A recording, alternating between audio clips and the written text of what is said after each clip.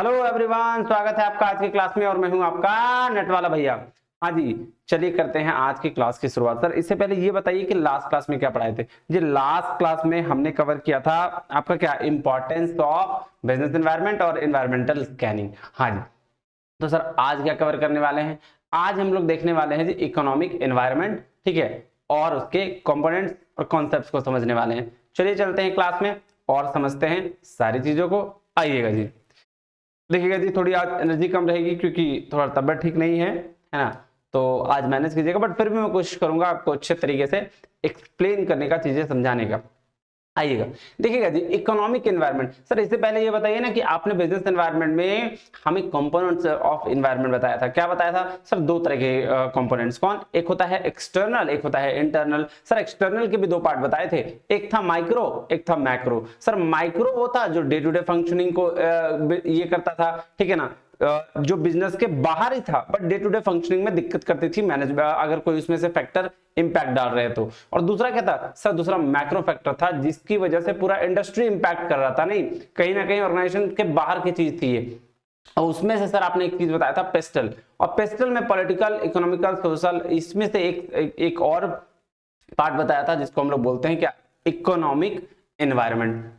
अब economic environment क्या है? तो इकोनॉमिक एनवायरनमेंट वैसा एनवायरनमेंट जिससे बिजनेस में इंपैक्ट सिर्फ और सिर्फ फाइनेंस की वजह से हो रहा है। ऐसा कहें कि ऐसा फैक्टर जिसकी वजह से बिजनेस में प्रॉफिट इंपैक्ट पड़ रहा है, जिसकी वजह से उसको हम लोग क्या कहेंगे? Economic environment. हाँ सर समझ में आ गया। हाँ तो कोई ऐसा फैक्टर जिससे बिजनेस में क्या हो रहा है? इंपैक्ट पड़ रहा है प्रॉफिट की वजह से, या फिर प्रॉफिट हार्म हो रहा है, प्रॉफिट अप्स एंड डाउन्स हो रहे हैं, उसको क्या बोलते हैं? इकोनॉमिक एनवायरनमेंट बोलते हैं। आइए चलिए देखते हैं बुक में कि क्या है। नहीं हाँ जी सर, आइएगा देखिएगा। सबसे पहले क्या बोला? We have already discussed about the components of business environment in which we read macro component of external business environment. ये बात हमने करी अभी कि क्या सबसे पहले हमने बिजनेस एनवायरनमेंट पढ़ा, उसमें से एक पार्ट क्या था? एक्सटर्नल, और एक्सटर्नल का पार्ट क्या था? Macro environment. हाँ जी, अब कह रहा है economic environment is the part of macro environment. Economic environment किसका पार्ट है जी? मैक्रो एनवायरनमेंट का।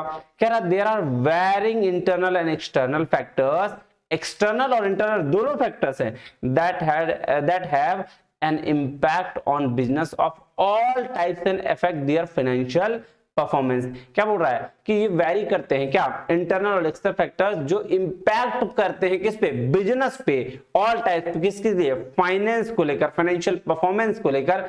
तो उसकी वजह से क्या होता है? उसको हम लोग क्या बोलते हैं? उसको बोलते हैं जी क्या? Economic environment. देखिए आगे बोल रहा है the combination of small scale and the large scale factors, छोटा स्केल वाला फैक्टर्स भी और बड़ा स्केल वाला फैक्टर्स भी, that can affect a company's profit is known as economic environment. चाहे वो छोटे लेवल पे अफेक्ट करे, चाहे वो लार्ज लेवल पे अफेक्ट करे, जो कंपनीज के प्रॉफिट को अफेक्ट कर रहा है वो भाई साहब क्या? इकोनॉमिक एनवायरनमेंट के अंदर आता है।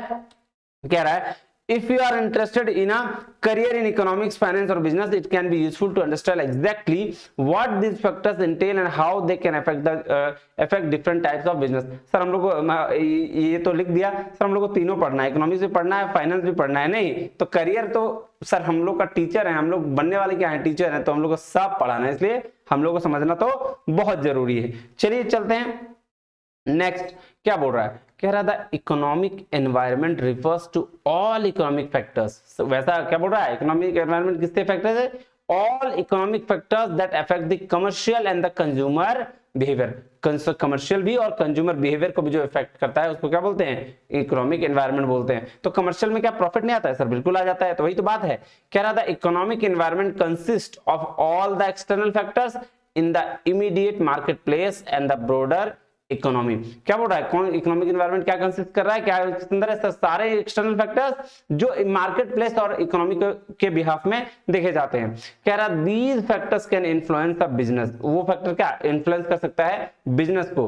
कहता है that is how it operates and how successful it might becomes. बोल रहा है ये फैक्टर इन्फ्लुएंस कर सकते हैं बिजनेस को कि कैसे ये ऑपरेट करता है और सक्सेसफुली ये कैसे चला सकता है। नहीं हाँ जी सर, अब देखिएगा ध्यान से क्या कह रहा है, the economic environment consist different things for the different people. देखिए इकोनॉमिक एनवायरनमेंट अलग अलग लोगों के लिए अलग अलग इंपैक्ट डाल सकता है। कैसे, आइए देखिए क्या बोल रहा है, कह रहा है for example for a farmer the weather and the price of fertiliser are important factors. बिल्कुल सही। अब देखिए सीधा सीधी बात है ना कि इकोनॉमिक फैक्टर्स कहने का मतलब क्या हुआ है, वो फैक्टर्स जो उनकी प्रॉफिटेबिलिटी पे हार्म कर दे। तो वेदर और प्राइस ऑफ फर्टिलाइजर, अगर प्राइस ऑफ फर्टिलाइजर ज्यादा होगा तो भाई इसका प्रॉफिट कम हो जाएगा ना, इसकी वजह से वेदर खराब तो प्रॉफिटेबिलिटी गई किसान की। तो वो क्या, जो प्रॉफिट का जो इंपैक्ट फैक्टर है ना, उसको चेक करने के लिए इकोनॉमिक एनवायरनमेंट को हम लोग देखते हैं। अब नेक्स्ट देखिए एक और एग्जांपल दिया हुआ है, कह रहा for a TV channel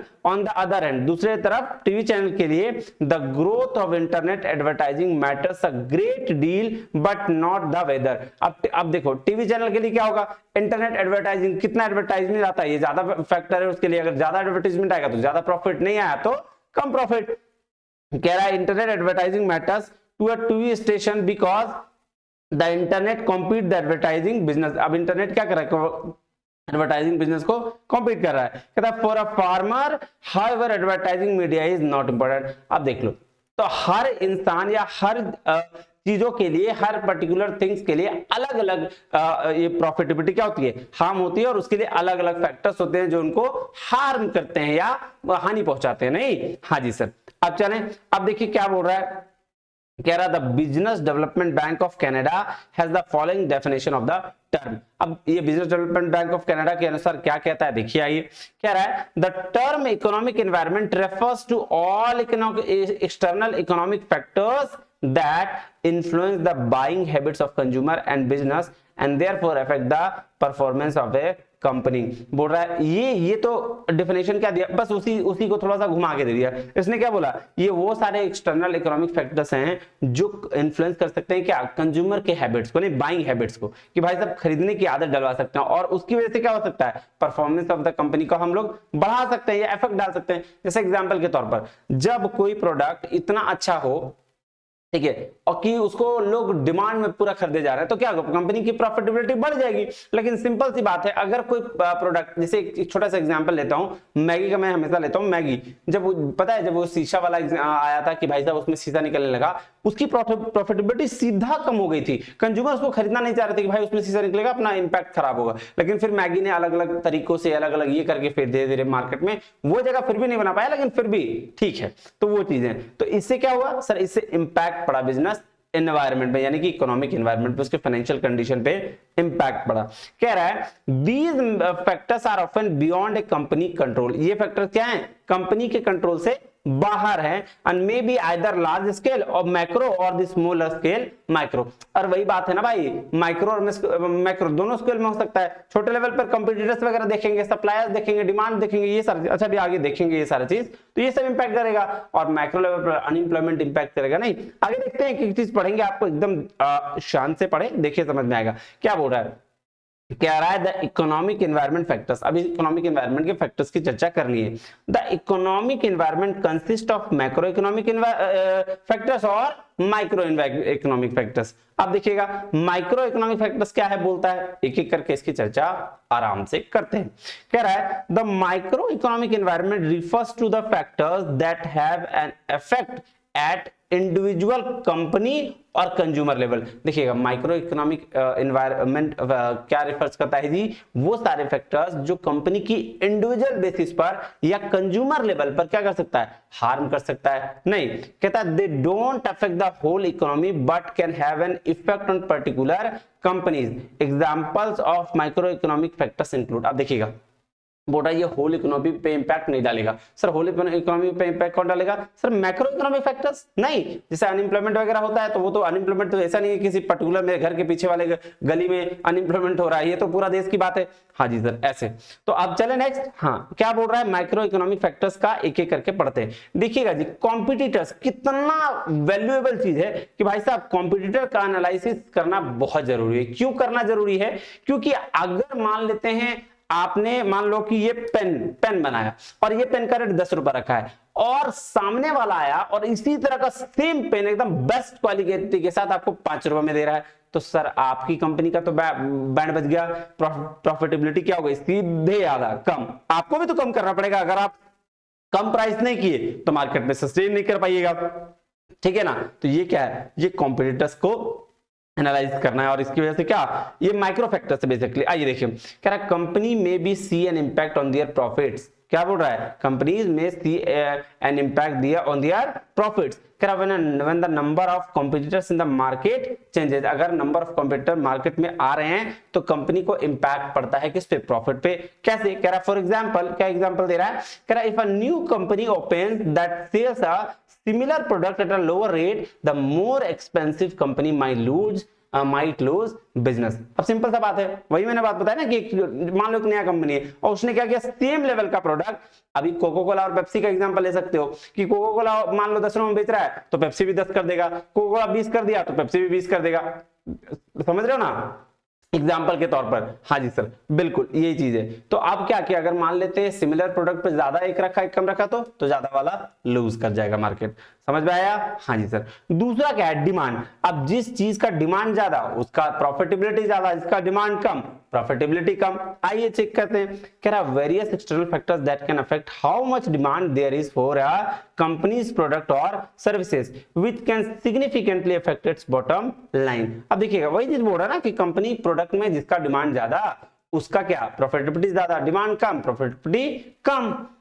For example, a company that makes the accessories for a piece of technology would be likely to rethink its strategy if that technology become absolute. बोल रहा है भाई साहब किसी कंपनी की मान लो कोई एक्सेसरीज बना रहा है और उसकी टेक्नोलॉजी में थोड़ा सा कमी आ गया, दूसरा कोई नया टेक्नोलॉजी उससे अच्छा फीचर्स में दे रहा है और सस्ता में, तो आपको रीथिंक करने की जरूरत है। नहीं, स्ट्रेटेजी अगर चेंज नहीं करोगे तो आपका क्या होगा, आपका फट्टा बैठ जाएगा, आपका फैक्टर इंपैक्ट करेगा, प्रॉफिटेबिलिटी कम हो जाएगी। नेक्स्ट चले, हाँ जी सर चलते हैं। नेक्स्ट क्या है, मार्केट साइज।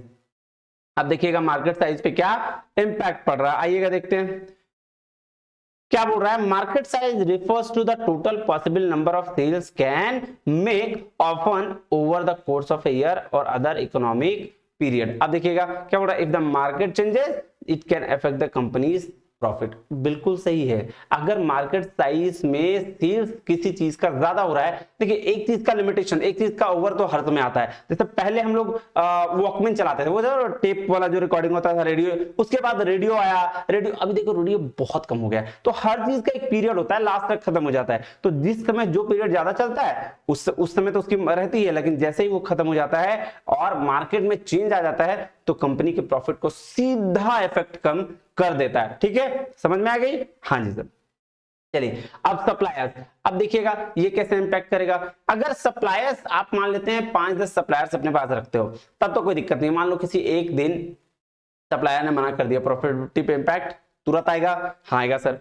कह रहा है companies that sell products may experience changes to their micro economic environment if there change in the materials or services that their suppliers can provide, this might mean they decide to find a new supplier। अच्छा ये भी चीज है, एक तो वो aspect पहलू मैंने बताया। दूसरा एस्पेक्ट क्या हो सकता है सर, दूसरा एस्पेक्ट ये होता है कि मान लो अभी आप बेच रहे हो टाटा का कोई प्रोडक्ट, ठीक है, आपके कस्टमर्स एकदम टाटा वाले को एकदम एक्साइटेडली ले रहे हैं, लेकिन अब क्या है, अब आपने टाटा का प्रोडक्ट बेचना छोड़ दिया, अब क्या, अब किसी और का प्रोडक्ट बेच रहे हो आप।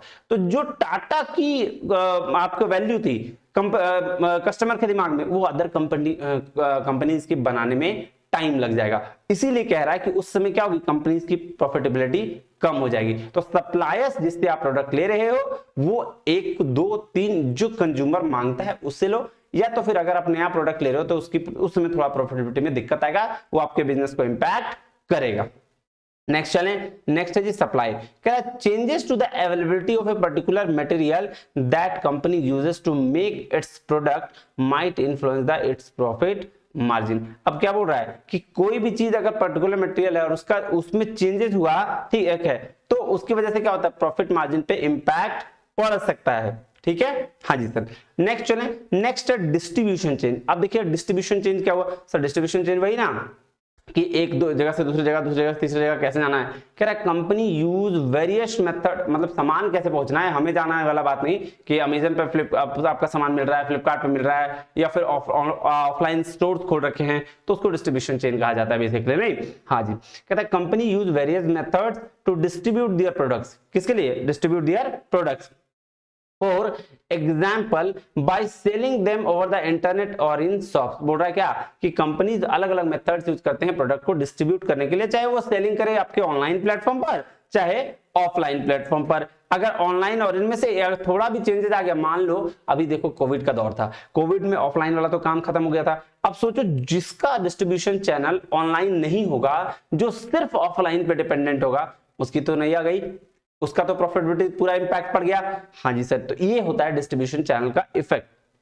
देखो कह रहा है if there are any changes to these distribution methods, sorry such a chain of shops going out of business, this can affect the company's financial performance। क्या कर सकता है, कंपनी के फाइनेंशियल परफॉर्मेंस को इंपैक्ट कर सकता है। नेक्स्ट देखें अवेलेबिलिटी ऑफ एम्प्लॉइज। अब कैसे एम्प्लॉइज हैं, ये क्या होगा, कहता है all business need employees to make promote and sell their product and services and a change in the availability of people with the right skills can have a big effect on a company. बोल रहा भाई साहब देखिए सीधा सीधी बात है, जितना अच्छा काम करने वाला इंसान आपके कंपनी में रहेगा प्रॉफिटेबिलिटी उतनी ज्यादा अच्छी रहेगी, जितना स्किल्सफुल इंसान रहेगा प्रॉफिटेबिलिटी बढ़ेगी। लेकिन अगर ये सारी चीजें आपके पास नहीं रही तो आपका प्रॉफिटेबिलिटी पे इंपैक्ट पड़ेगा, फाइनेंशियल परफॉर्मेंस में इंपैक्ट पड़ेगा। कह रहा है for example tech companies might need employees are very specific skills which could cause a problem if these become less readily available। देखिएगा टेक कंपनी जो होती है टेक्नोलॉजी यूज उसको बहुत बहुत एकदम बेसिक क्या बोलते हैं वेरी स्पेसिफिक स्किल्स वाले लोग चाहिए होते हैं, अगर वो चीज को नहीं मिला तो वो उसका प्रॉफिटेबिलिटी सीधा डाउन हो जाएगा। नहीं हाँ जी सर, अब नेक्स्ट चले। हाँ जी क्या बोल रहा है अवेलेबिलिटी ऑफ इन्वेस्टर। देख लीजिए अगर आपकी कंपनी में इन्वेस्टर अच्छे अच्छे हैं तो आपका वैल्यूज भी ज्यादा होगा। नहीं अभी शार्क टैंक आ रहा है इंडिया में, वो पिछले दो साल से नहीं इस दूसरा साल है ये, तो उसमें क्या इन्वेस्टर्स के बारे में भाई आपके हसर पे इन्वेस्टर का हाथ है तो बम बम, नहीं है तो गए काम से। तो वही कह रहा है many companies rely on share holders and investor to provide funding, funding पे डिपेंड करता है। कह रहा है if an investor drops out there are fewer people investing in the companies in a certain area of business, this could badly affect company ability to do business। अब simple सी बात है ना, बहुत सारे ऐसे कंपनीज होते हैं जो जिस पे फंडिंग नहीं मिल पाती है, ठीक है, तो उसमें क्या होगा, उसका बैडली इंपैक्ट भी पड़ता है। लास्ट में चले media and community. Sir media और कम्युनिटी का क्या इंपैक्ट है, मीडिया में देखिएगा अगर आपका प्रोडक्ट अच्छा, आपके प्रोडक्ट में का ब्रांडिंग अच्छा, तो आप सारी चीजें आपको कि आपका कस्टमर बेस भी अच्छा, आपकी प्रॉफिटेबिलिटी भी अच्छी। अगर आपका किसी भी तरीके से नेगेटिव मार्केटिंग हो गया तो सीधा सीधी इसमें इफेक्ट पड़ेगा। जैसे ये मैगी वाला फिर से एग्जांपल लीजिए, क्योंकि उसका नेगेटिव इंपैक्ट पड़ गया था सोशल मीडिया पे और उस वजह से प्रॉफिटेबिलिटी इंपैक्ट पड़ा था ना। हाँ जी सर, कह रहा है the way in which local media and the community more widely perceive a company can also have an effect on the company's success, company की सक्सेस पे इंपैक्ट पड़ता है। कहता है bad press can negatively effect the company's bottom line while companies that provide employment, pay taxes, operate with social and environmental awareness are likely to be respected within their community. अब देखिएगा एक company है जो हमेशा tax चोरी करना चाहता है, बचाना चाहता है, और एक कंपनी ऐसी है जो हमेशा टैक्स पे करती है, सोशल ऑब्लिगेशंस लगाती है, सोशल ऑब्लिगेशंस के लिए रेडी रहती है, सीएसआर देखती है, एनवायरमेंटल और सोशल अवेयरनेस का काम करती है, तो ये क्या, ये रेस्पेक्टेड रहते हैं अपनी कम्युनिटी में। जैसे टाटा सारे टाटा कंपनीज, तो उनके बारे में ये है कि भाई साहब वो बहुत बहुत बहुत उनके कंपनी में जो आता है फिर वो बहुत कम लोग बाहर जाते हैं। नहीं तो ये क्या है, ये आपका उनका एक रिस्पेक्ट बना हुआ है नहीं कम्युनिटी में। जी बिल्कुल। अब है मैक्रो इकोनॉमिक फैक्टर्स। आइए देखते हैं मैक्रो इकोनॉमिक फैक्टर्स क्या होता है। क्या बोल रहा है, कह रहा था macro economic environment concerns the economy and includes the large scale factors that can affect many different companies. Example of macro economic factors include. अब देखिएगा जी, ये लार्ज स्केल फैक्टर्स पे इंपैक्ट डाल सकता है, सिर्फ एक कंपनी नहीं पूरे इंडस्ट्री पे इफेक्ट डाल सकता है। आइए क्या क्या, जैसे अनएम्प्लॉयमेंट रेट। आप सिंपल सा बात समझिए, अनएम्प्लॉयमेंट रेट अगर किसी कंपनी मतलब किसी कंट्रीज का कम है तब तो कंपनी अच्छी ग्रोथ वाली मानी जाती है, लेकिन अनएम्प्लॉयमेंट रेट अगर ज्यादा है तो वो कंपनी क्या कम ये वाली मानी जाती है, और जिससे क्या प्रॉफिटेबिलिटी में इंपैक्ट पड़ेगा। बिल्कुल पड़ेगा सर। कह रहा है countries employment rate can be have an effect on the economy, a lower rate unemployment generally indicates the economy is healthier. अगर कम एम्प्लॉयमेंट रेट है तो आपका क्या इकोनॉमी हेल्दियर है। समझ में आई बात जी सर। दूसरा क्या, दूसरा है सर इन्फ्लेशन, महंगाई। सर महंगाई बहुत ज्यादा नहीं होनी चाहिए। इन्फ्लेशन वो सिचुएशन जहां पे महंगाई बहुत बढ़ गई, नहीं तो उसको कंट्रोल करके रखना है। जितनी ज्यादा, जितनी कम महंगाई यानी कि जितना एवरेज रेट उतनी अच्छी इकोनॉमी, जितना महंगाई ज्यादा या बहुत कम तो भी क्या, इकोनॉमी बैड। आइए कह रहा है inflation describe an increase in the cost of goods in an economy that occurs over time, है ना।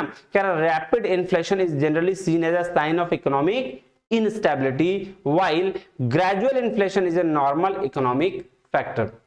देखिएगा अब इंटरेस्ट रेट क्या, सर जितना ज्यादा इंटरेस्ट उतना ज्यादा मेरी फॉरेन करेंसी का वैल्यू ज्यादा, है ना, कंट्री की सॉरी फॉरेन करेंसी बोल रहा हूं, अपनी करेंसी की वैल्यू ज्यादा, है ना। हाँ सर इंटरेस्ट क्या हुआ, कह रहा है interest refer to the amount of return, है ना, that money invested in a country's financial system generates. क्या बोल रहा है, high rate interest rates indicate that the country's currency as a higher value. High rate interest rate क्या indicate करता है कि भाई साहब कंट्री की करेंसी की हायर वैल्यू है, नहीं। हाँ जी सर। अब GDP growth, sir growth domestic product, ये बहुत इंपैक्ट पड़ता है। कह रहा है is GDP is overall the value of goods and services that a country produce. GDP क्या है, एक कंट्री में जो प्रोडक्शन होते हैं चाहे वो गुड्स हो या सर्विसेज, उसकी बात करता है। कह रहा है economist usually calculate this annually as a way of measuring the health general in the country. Economist क्या करते हैं, कैलकुलेट करते हैं हर साल कि क्या health of the general economy, एक कंट्री की इकोनॉमी किस हिसाब से, कि जीडीपी बढ़ रहा है घट रहा है क्या है, ये इसकी चर्चा करते हैं कौन, इकोनॉमिस्ट। नेक्स्ट चले, अब इस जीडीपी की वजह से भी तो सर एनवायरनमेंट पे इफेक्ट पड़ेगा, बिजनेस पे बिल्कुल पड़ेगा सर, है ना। जितना ग्रोस डोमेस्टिक प्रोडक्ट का प्रोडक्टिविटी ज्यादा, जीडीपी उतना ही ज्यादा अच्छा क्या आपका कंपनी का ग्रोथ।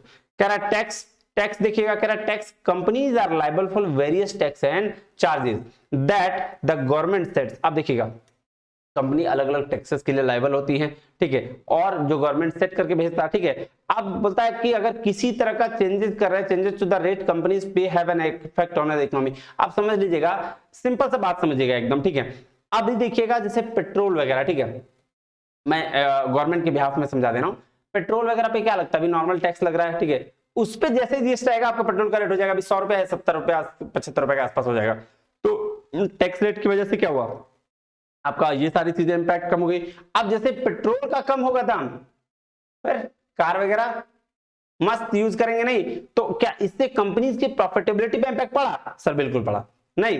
हाँ जी सर। अब क्या कहता है, एक्सचेंज रेट, कह रहा है it's a normal factor of the economy that exchange rate between different currencies fluctuate over time. हाँ देखिए बिल्कुल सही, ये फैक्टर कैसा है कि हर वक्त में एक्सचेंज रेट क्या होता है, फ्लक्चुएट करते रहता है, बिल्कुल सही। कह रहा है rapid change in the exchange rate can indicate a weak economy. अब देखिए बहुत ज्यादा एक ही बार में बदलाव आ जाए, अभी मान लेते हैं डॉलर यहाँ 75 रुपए के आसपास में है, अब मान लेते हैं ये डॉलर सीधे चला जाए 120, तो भाई इंडिया की तो हालत खराब होने वाला इस सिचुएशन वाला। लेकिन अगर यही 60 में आ जाए तो 50 में आ जाए तो इंडिया की ग्रोथ बढ़िया। हाँ जी सर। अब कस्टमर डिस्क्रिशनरी इनकम क्या बोलता है कि societal changes can affect the amount of extra income that consumers have available after paying expenses such as rent and utilities. बोल रहा है कि सोसाइटल चेंजेस अफेक्ट क्या कर सकता है, एक्स्ट्रा इनकम को। क्या भाई सब कैसे, कि कंपनी का जो एक आदमी एक्सपेंस करता है किस पे, अपने रेंट और यूटिलिटीज पे, उसके बाद अगर जो इनकम होता है उस पे अगर एक्सपेंस करता है तो क्या बोल रहा है, कह रहा है this can have effect on economy which has become weaker if consumer have less money to spend. अगर एक कंज्यूमर के पास, एकदम बेसिक चीज समझ लीजिए कि अगर एक कंज्यूमर के पास जितना ज्यादा पैसा खर्च करने के लिए होता है उतनी अच्छी इकोनॉमी, जितना कम पैसा खर्च करने के लिए उतनी वीकर इकोनॉमी। अब रिटेल सेल्स की बात करें, सर बिल्कुल करिए। रिटेल सेल्स क्या बोल रहा है, retail sales indicate how much the population of a country is spending as a whole and is an indicator of economy's health. बोल रहा है भाई साहब रिटेल सेल्स का मतलब है कितना पॉपुलेशन स्पेंड कर रहा है किसी चीज को खरीदने के लिए, और यही रिटेल सेल्स ही हमें बताता है भाई साहब क्या, देखिए कि कितना रिपोर्ट देता है। Business traders can watch the spending report to determine whether retail sales have dropped which could show that the economy is trouble. अब देखिए सिंपल सी बात है, अगर रिटेल सेल्स स्टॉप्ड हो गया या ड्रॉप्ड हो गया, कम हो गया, तो इकोनॉमी क्या है, ट्रबल में आ जाती है। लेकिन अगर रिटेल सेल्स आपका बहुत अच्छा चल रहा है सब तरीके से, तो आपकी इकोनॉमी क्या होगी, बेस्ट होगी, अच्छी होगी, ठीक है। तो इससे क्या, इससे कंपनीज का इंपैक्ट ऑफ कोर्स पड़ेगा, एनवायरमेंटल इफेक्ट सर, प्रॉफिटेबिलिटी कम होगी तो इंपैक्ट तो पड़ेगा ही। इंटरनेशनल ट्रेड देखिए, अब देखिए इंटरनेशनल ट्रेड में क्या, अगर आप इंटरनेशनली ट्रेड कर रहे हैं और उसमें कोई इशू आ गया तो ऊपर भी अपनी कंपनी की प्रॉफिटेबिलिटी दिक्कत है ना। क्या the level of international trade that countries doing can also be a clue as to state the economy. Countries that export more products that they import can raise the price of their goods as there is a strong demand for them, indicating the health economy. अब बोल रहा भाई साहब, आप मान लीजिए कि कोई चीज एक्सपोर्ट कर रहे हैं, ठीक है, अब एक्सपोर्ट कर रहे हैं तो अगर आप ज्यादा प्राइस पे भी आपका प्रोडक्ट का डिमांड है तो आप क्या है, हेल्दियर इकोनॉमी है नहीं। हाँ जी सर। अब है इन्वायरमेंटल फैक्टर्स। इन्वायरमेंटल फैक्टर्स क्या हो गया, कह रहा है environmental factors such as natural disasters can also have an impact on economy. For example, spending in certain industries might decrease after natural disasters such as earthquake, while other industries might have experienced in an increased sales. बोल रहा है भाई साहब environmental factor natural disaster की वजह से भी effect कर सकता है कि इकोनॉमी पे इंपैक्ट डाल सकता है पूरे इंडस्ट्री पे, क्योंकि भाई साहब कुछ इंडस्ट्री तो डिक्रीज कर जाएंगी और कुछ इंडस्ट्रीज क्या होंगी, एक्सपीरियंस इंक्रीज करेंगी, सेल में अच्छा उनका हो जाएगा। देखिए जी, तो ये हम लोगों ने क्या पढ़ा सर, हम लोगों ने पढ़ा कि भाई एक माइक्रो और मैक्रो क्या इकोनॉमिक फैक्टर्स किस तरह से बिजनेस की प्रॉफिटेबिलिटी को इंपैक्ट करते हैं नहीं। हाँ जी, तो आज के लिए इतना ही, मिलते हैं अगले वीडियो में और अगले वीडियो में हम पढ़ेंगे इकोनॉमिक सिस्टम, कैपिटलिज्म, सोशलिज्म और मिक्स्ड इकोनॉमी। चलिए तब तक के लिए बहुत बहुत धन्यवाद, जय हिंद।